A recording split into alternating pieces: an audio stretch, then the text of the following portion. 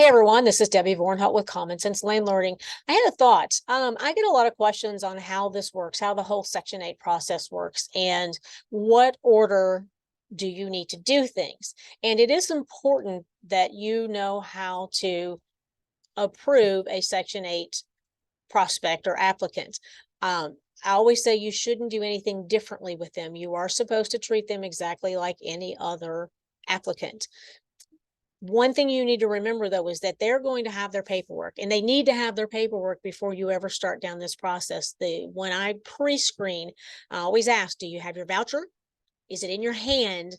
And then the numbers, because if they don't have their voucher, I am not even going to talk to them. I am not going to let them tour the property, and they need to just come back to me when they have their paperwork in their hand and their voucher in their hand, and they're ready to actually seriously start looking for a property. Because once you agree to rent to them and fill out their paperwork, you have to hold that property. So you need to be darn sure this person meets your guidelines. So when someone says that they have a voucher, follow the same process, but make sure that they actually have their voucher and that they have their paperwork, and make sure they meet all your requirements. Okay. You need to do all the screening.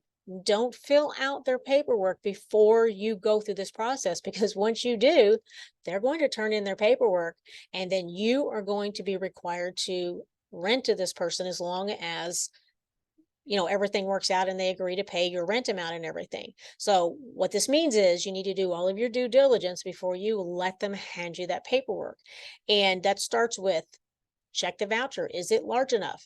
If yes, go to step 2. If not, they need to go find a different property that costs less. And in some of the other videos, I've talked about the voucher and how to look at the numbers, so I'm not going into that. This is just the process here.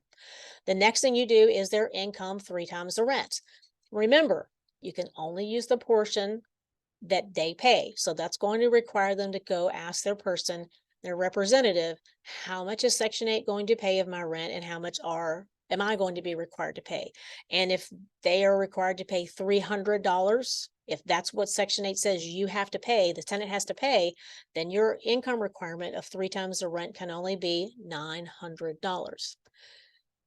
Once you verify that the voucher covers the rent and they have appropriate income, have them fill out your application. I use a property management system, so they fill out mine online. You can use a paper application, it doesn't matter. Have them fill out an application.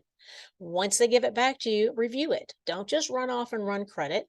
Make sure that everything is filled out completely, especially on a paper application. If there's anything left blank, oftentimes there's a reason. Sometimes it's just a mistake, but I disqualify people all the time on the application. Okay. I'm not going to waste my time and their money running their credit if there's something disqualifying on the application. Then you run your credit once you make sure everything looks good on the application.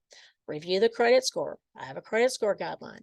I also have credit issues. So, for me, if they have 5 or more basic bills and collections, that's disqualifying. If they owe a previous landlord, if they have utility bills, things like that, there are things for me that are disqualifying. Okay. And I'm not going to get into all of that, but my point here is have criteria and apply them evenly and fairly across the board, whether it's a Section 8 tenant, another type of voucher tenant, or just a regular tenant who's going to pay their own way. Same criteria across the board.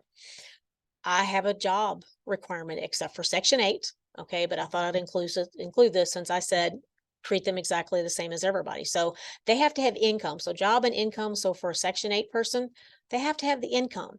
And I require them, if they get SSI, if they get disability, or if they have a job, whatever their source of income is, they have to prove their income of 3 times the rent.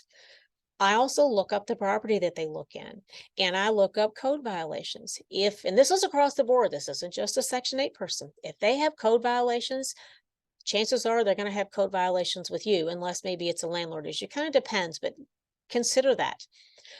Check their criminal background. My credit report does that, but I also go out and just look them up online.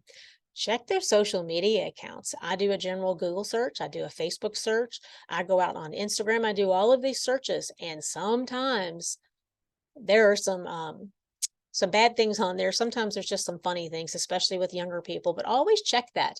I one time had a tenant years and years and years ago threaten to kill me. And I started Googling her, and it was a mess. She had some kids that were killed, and this is a long time ago before this was a thing, but sometimes you can uncover some bad things when you just do a general Google search. So always go out and do that social media check.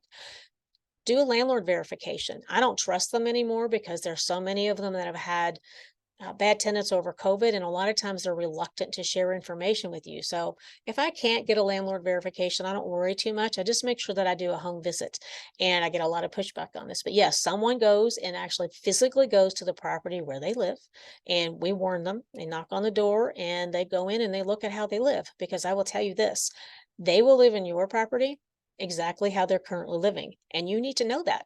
We've dodged hoarders, we've dodged people with more animals than they disclose, and all sorts of things. So we actually disqualify several people a year on their home visit.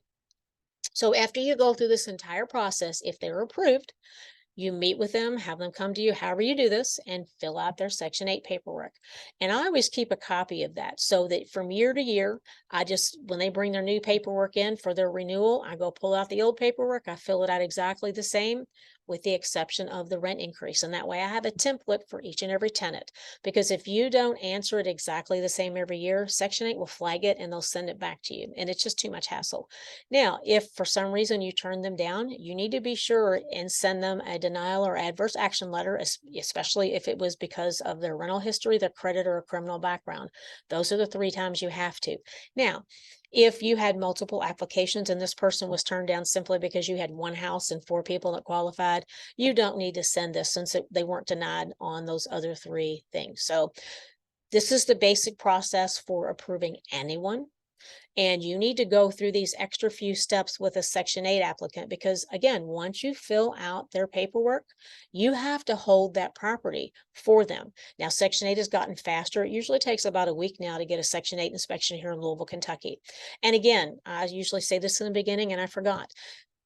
Be sure that you know the laws in your local area. I'm in Louisville, Kentucky. I'm allowed to do these things. We can do these things here. Some of these things may be against the law in certain areas of the country. I know that the laws do change, and in some areas you may not be able to use a credit score. You may not be able to have an income requirement. So know the laws. Do not ever implement any kind of system without knowing for sure that you can legally do so. Because I can do this legally here.